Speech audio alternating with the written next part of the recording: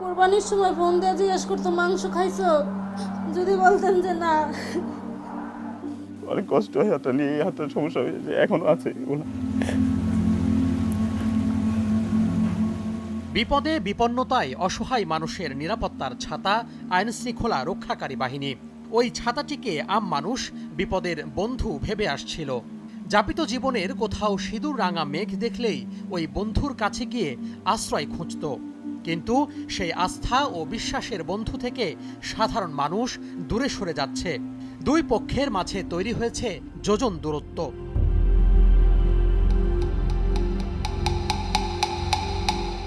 Police নামের বন্ধুর দিকে সাধারণ জনগণ এখন তাকায় সন্দেহের চোখে।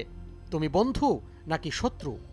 আইন শৃঙ্খলা রক্ষাকারী বাহিনীর জিম্মায় একের পর এক নির্যাতন আর মৃত্যুর ঘটনা এই সন্দেহ তৈরি করেছে। সম্প্রতি পুলিশের হাতে অবসরপ্রাপ্ত মেজর সিনহা, সিলেটের রাইহান সহ বেশ কয়েকটি জেলায় মৃত্যুর ঘটনায় দেশব্যাপী পুলিশি নির্যাতন নিয়ে সমালোচনার ঝড় ওঠে। এরপরে বেরিয়ে আসতে থাকে আইন শৃঙ্খলা বাহিনীর হাতে নির্যাতনের একের পর এক ঘটনা। ইট কাঠ আর কংক্রিটের পাশেই সবুজে ঘেরা ভাল অরণ্য, যেদিকে চোখ যায় চারিদিকে শুধু সবুজ আর সবুজ। কিন্তু এই সবুজের মাঝেই লুকিয়ে আছে নিষ্ঠুরতা, অমানবিকতা আর বর্বরতার গল্প।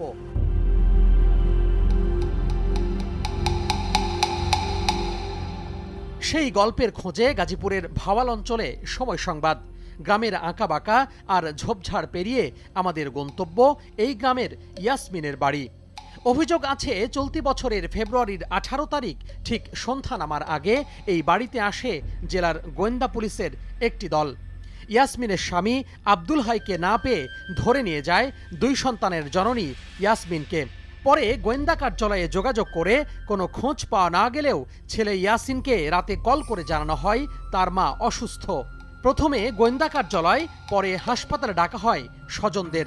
হাসপাতালে এসে রাত 1টার দিকে জানা যায় মারা গেছেন ইয়াসমিন। অপরাধ করলে এটার বিচার ছিল, ওনারা শাস্তি দিত, সাজা দিত, জেল খাটাইতো। এভাবে মায়েরা ফেলাইল আমার বোনটার অকালে। কত কম বয়স আমার বোনটা নিয়ে ওনারা এভাবে টর্চার করে মারা ফেলাইছে। কিভাবে মারা গেলেন ইয়াসমিন? এই প্রশ্নের উত্তর খুঁজতে ইতোমধ্যে পার হয়েছে 10 মাস। উল্টো মিথ্যা মামলা দিয়ে হয়রানি করা হচ্ছে বলে দাবি নিহতের বোনের। এখন পর্যন্ত আমাদের কোনো সহযোগিতাও করে নাই, উল্টা আমাদের নামে সেই তারিখে সেই দিনই মামলা করে রাখা দিছে, আমরা এটা জানি না। আর আমরা যে মামলার জন্য যে রিপোর্টটা দিছি সেটাও সরায় রাখছে। ঠিক আছে, তো এখন পর্যন্ত আমাদেরকে রিপোর্টটাও দেয় নাই, আর এখন আমাদেরকে এই যে মামলা করে হয়রানি করতেছে। এ বিষয়ে জেলার গোয়েন্দা পুলিশের সাথে যোগাযোগ করলে কিছুই জানেন না বলে জানানো হয়। আমি যোগদানের অনেক আগের ঘটনাটি, এই ঘটনা সম্পর্কে আসলে বিস্তারিত আমার কাছে তেমন তথ্য নেই। তো যতটুকু জানতে পেরেছি যে ইয়াসমিন নামে একজন মহিলাকে 120 ইয়াবা সহ গ্রেপ্তার করা ছিল এবং তার বিরুদ্ধে সদর থানাতে মাদক দ্রব্য আইনে মামলা হয়েছে এবং পরবর্তীতে তিনি অসুস্থ বোধ করলে তাকে হাসপাতালে ভর্তি করা হয়। সেখানে চিকিৎসারত অবস্থায় তিনি মারা যান এবং তৎপ্রেক্ষিতে সদর থানাতে একটি অপমৃত্যুর মামলা দায়ের করা হয়েছে, যেটি এখন তদন্ত করছে সদর থানার একজন কর্মকর্তা।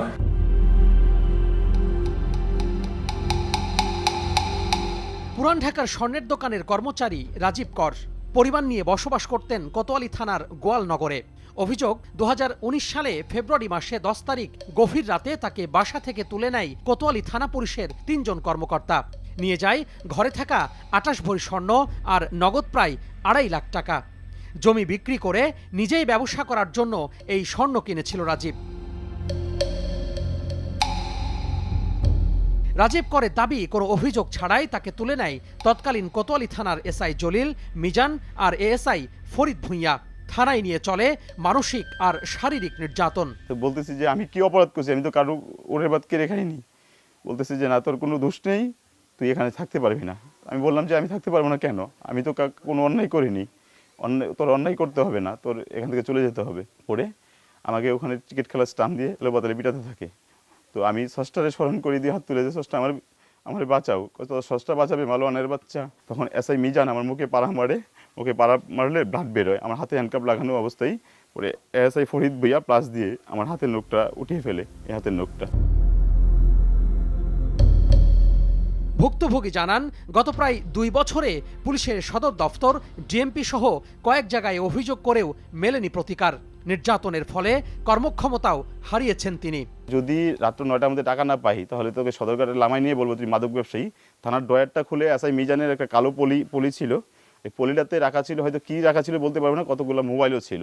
বলতেছে এগুলোতে চিনিস? আমি বললাম কি করে চিনবো, এগুলোতে মাদক দ্রব্য আছে, যদি তুই টাকা না দিস তাহলে এগুলো দিয়ে বলবো তুই মাদক ব্যবসায়ী ছিলি, তোকে ক্রস ফায়ার করে মেরে ফেলবো। একটু সুস্থ হওয়ার পরে আমি আমার ইয়ের সাথে মানে বিভিন্ন সাংবাদিকের সহযোগিতা নিতে চাই। সাংবাদিক ছাড়া হবে না, কারণ আমার তো সবই শেষ। হয়তো আমার সুইসাইড করা ছাড়া কিছু থাকবে না, কারণ রেন্ট করার কিছু টাকা ছিল, লোন করা টাকা ছিল, জমি বিক্রি করা টাকা ছিল, আর তো বাইরে আছে, তাদের তো আর পান্না ছাড়বে না আমার থেকে। এ বিষয়ে অভিযুক্ত এসআই জলিলের সাথে যোগাযোগ করা হলে অভিযোগ অস্বীকার করেন তিনি। ওই দিন আমার ডিউটি ছিল, জাস্ট আমি মিজানকে সাহায্য করছি, আমি তো এই ব্যাপারে কোনো কিছু বলতে পারবো না। এসআই মিজান ও এএসআই ফরিদের মুঠোফোনে যোগাযোগ করেও কোনো সাড়া মেলেনি। আইন ও সালিশ কেন্দ্রের তথ্য বলছে 2015 থেকে 2020 পর্যন্ত আইন শৃঙ্খলা বাহিনীর দ্বারা শারীরিক নির্যাতনে প্রাণ গেছে 64 জনের। এছাড়াও হেফাজতে থাকা অবস্থায় কথিত বন্দুকযুদ্ধে 6 বছরে মারা গেছেন 329 জন। সব মিলিয়ে গত 6 বছরে প্রাণ হারিয়েছেন 1,500-এর বেশি মানুষ। সংস্থাগুলো বলছে, দেশে আইন শৃঙ্খলা রক্ষা বাহিনীর হেফাজতে মৃত্যুর ঘটনা আশঙ্কাজনক হারে বাড়ছে। হেফাজতে নির্যাতনের ঘটনাও ঘটছে অহরহ, যা সাধারণত গুরুত্ব পায় না। নির্যাতন থেকে জীবন নিয়ে ফেরা অধিকাংশ মানুষই ভয়ে মুখ খুলতে চান না আজীবন। এ তো গেল আইন শৃঙ্খলা বাহিনীর হাতে নির্যাতনের শিকার সাধারণ মানুষের গল্পের বর্ণনা। এবার চোখ ফেরানো যাক রাষ্ট্রের চতুর্থ স্তম্ভ গণমাধ্যম কর্মীদের দিকে, যারা কিনা রাত দিন দেশের নানা সম্ভাবনা ও অসঙ্গতির খবর জানাতে ব্যস্ত থাকেন। অভিযোগ আছে, সমাজের নানা অসঙ্গতির খবর তুলে আনতে গিয়েই বারবারই আইন শৃঙ্খলা বাহিনীর কিছু অসৎ সদস্যের হাতে নাজেহাল হতে হয় সেই গণমাধ্যম কর্মীদের। গাজীপুরের স্থানীয় পত্রিকার 3 সংবাদকর্মী মুজাহিদ, রকুনুজ্জামান আর মিলন শেখ।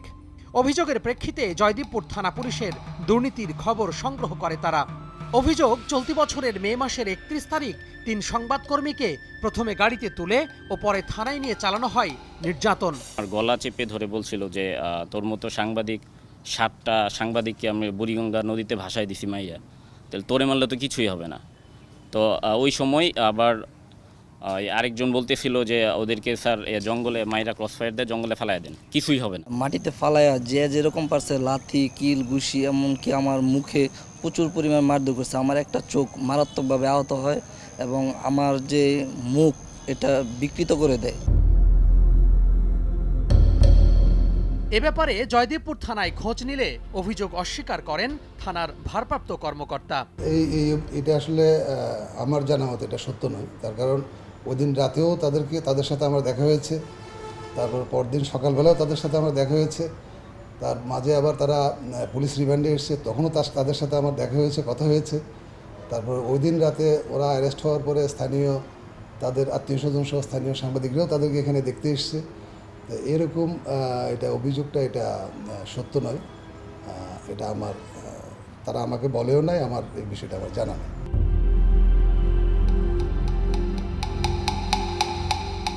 যারাও বা মুখ খোলেন তাদেরও মারাতে হয় হাজারো রক্তচক্ষু। সেই চোখ রাঙানি উপেক্ষা করে বন্ধুর পথ পাড়ি দিয়ে নির্যাতন ও হেফাজতে মৃত্যু আইন 2013 রায় পেয়েছেন পুলিশের নির্যাতনের শিকার হয়ে মারা যাওয়া মিরপুরের জনির পরিবার। মামলা চালাতে গিয়ে নানা হয়রানি আর নিঃস্ব হতে হয়েছে পরিবারটিকে। আমি সুন্দর একটা বিচার পেয়েছি, কিন্তু যে ক্ষতিটা আমি হয়েছি, যে আর্থিক ক্ষতি, আমি 6টি বছরে আমি আমার পরিবার নিয়ে ভালোভাবে ডেভেলপ হতে পারতাম, সেই সব ক্ষতি আমি হয়েছি। আজ আমি অসহায় হয়ে আছি। তো আমার এই ক্ষতি, আমার এই অসহায়, আমি কার কাছে যাব, কার কাছে যাব?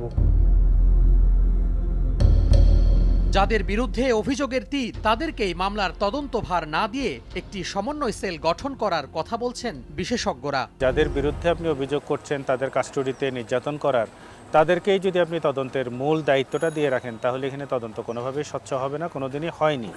আমাদের অতীত অভিজ্ঞতা বলে যে পুলিশ তাদের ডিপার্টমেন্টের এটা প্রেস্টিজ হিসেবে নিয়ে নেয়, ব্যক্তির অপরাধ হিসেবে দেখে না, ফলে এই তদন্তগুলো কখনোই সঠিকভাবে হয় না। মনে করি যে রাজনৈতিকভাবে একটা দুর্বর্তন শুরু হয়েছে বিভিন্ন জায়গায়, রাজনৈতিক দলের মধ্যে সদিচ্ছা নাই, এবং একই সঙ্গে যেটা আছে যে প্রভাবশালী অর্থনৈতিকভাবে তারা কালো টাকার যে একটা দুর্নীতির মধ্যে তারা ঢুকে গেছে, এবং যার ফলে এই দুর্নীতি, কালো টাকা এবং অতি দ্রুত তারা বড়লোক হওয়া বা ধনী হওয়ার যে মানসিকতা, সেই জায়গাগুলোতে তারা এই কাজগুলো করে যাচ্ছে। এ ব্যাপারে পুলিশ সদর দপ্তরের ঊর্ধ্বতন কর্মকর্তাদের সাথে একাধিকবার যোগাযোগ করেও কোনো সাড়া পাওয়া যায়নি। তবে সাবেক কর্মকর্তারা বলছেন অভিযুক্ত সদস্যদের শাস্তির আওতায় আনা হচ্ছে। ব্যক্তি বিশেষ যখন অপরাধ প্রমাণ হয়ে যায়, সে যখন নৈতিকতা স্খলন ঘটে, তখনই তো ঘটনা ঘটে। এইগুলি এখন রোধ করতে হলে তো পানিশমেন্ট এবং মোটিভেশন, প্রশিক্ষণ এগুলি ছাড়া তো কোনো বিকল্প নাই, এবং এটা পুলিশ করা হচ্ছে। সেবক হয়ে সাধারণ জীবন ব্যাহত করার অধিকার কিংবা ক্ষমতা রাষ্ট্র কাউকে দেয়নি। এই অযাচিত ঘটনাগুলো এখন রাষ্ট্রিক সংকটে রূপ নিয়েছে। এর শেষ কোথায়? ভয়মুক্ত রাষ্ট্রের যে অঙ্গীকার সংবিধান দিয়েছে তা বাস্তবায়নে আইন শৃঙ্খলা রক্ষাকারী বাহিনীকে নিতে হবে নিরপেক্ষতার ভূমিকা। আর রক্ষক যেন ভক্ষক না হয় তা নিশ্চিতে সর্বতোভাবে দায় নিতে হবে সরকারকে।